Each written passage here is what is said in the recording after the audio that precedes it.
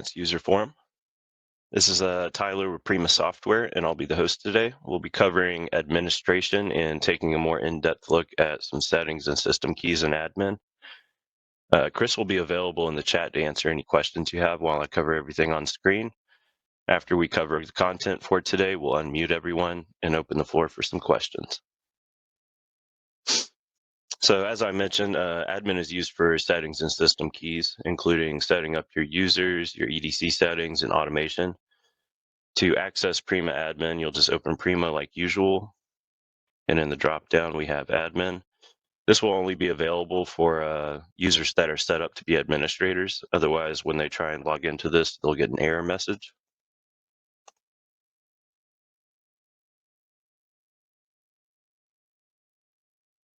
Oh.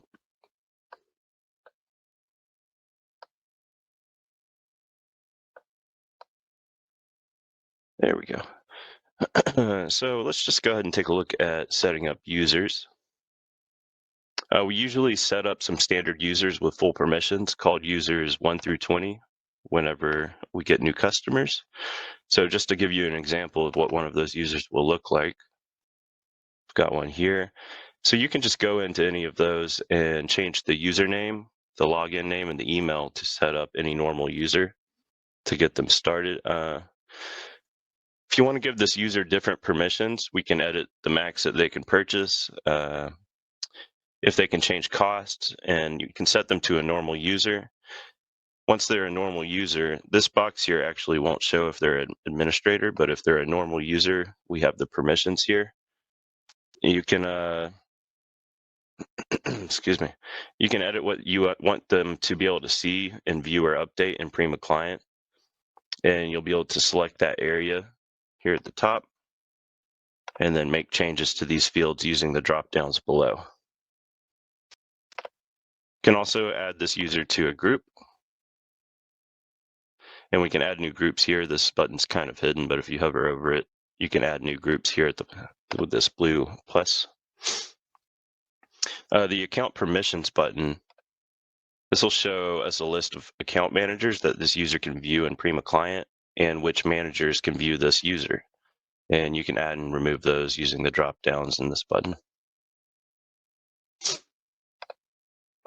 These tick boxes here at the bottom also have some important information. Allow user to upgrade the database.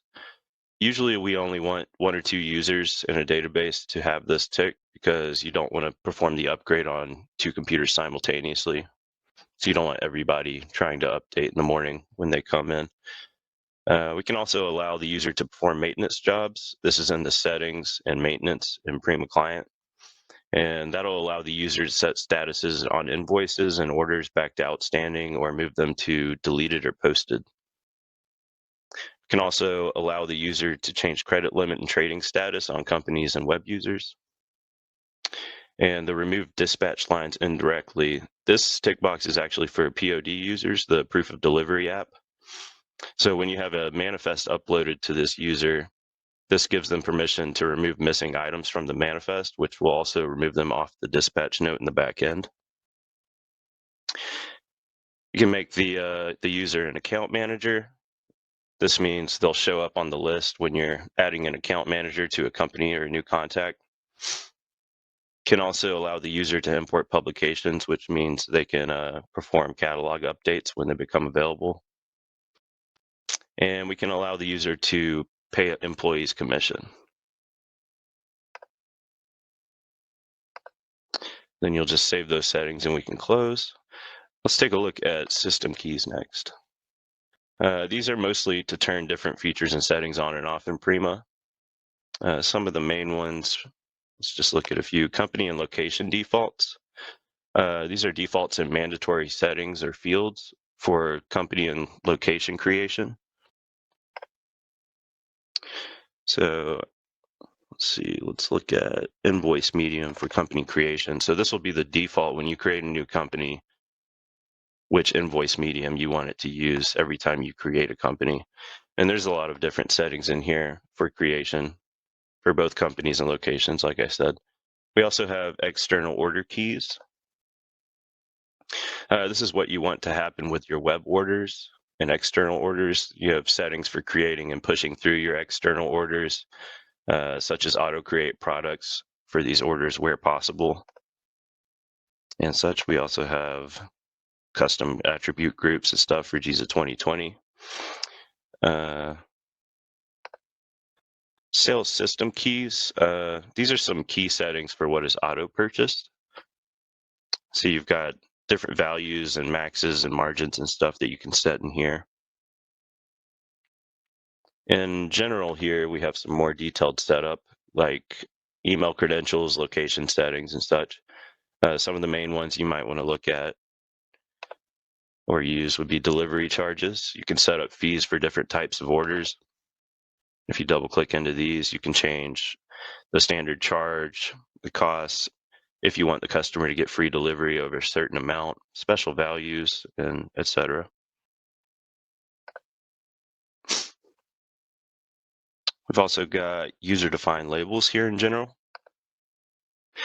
And these are different classifications that are available for companies, contacts, and products. You can rename these to be anything that you'd like.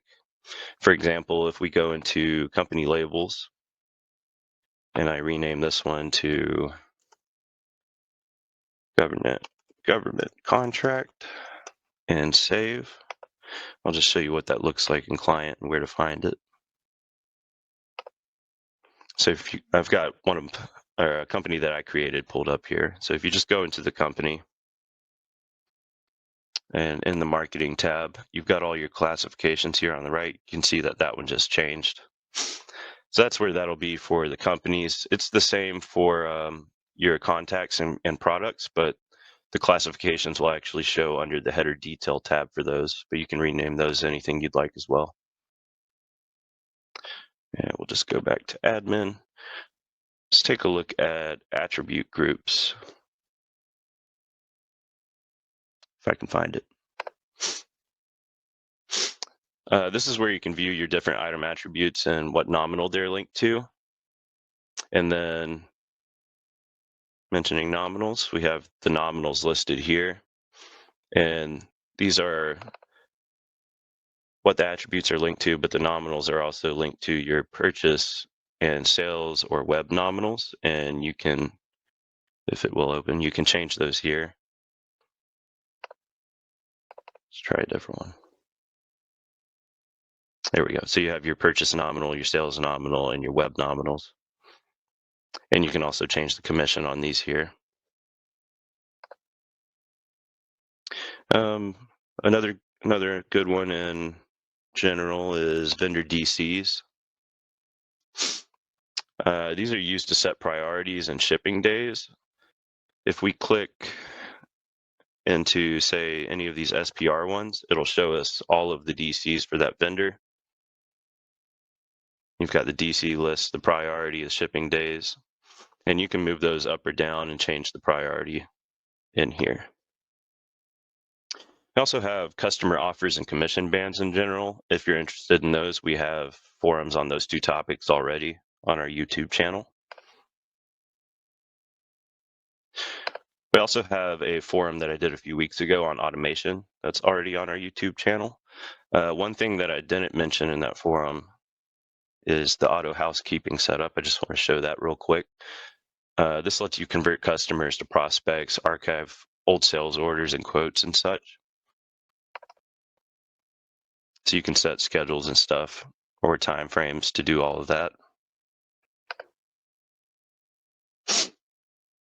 We also have some EDC settings. You can turn jobs on and off here.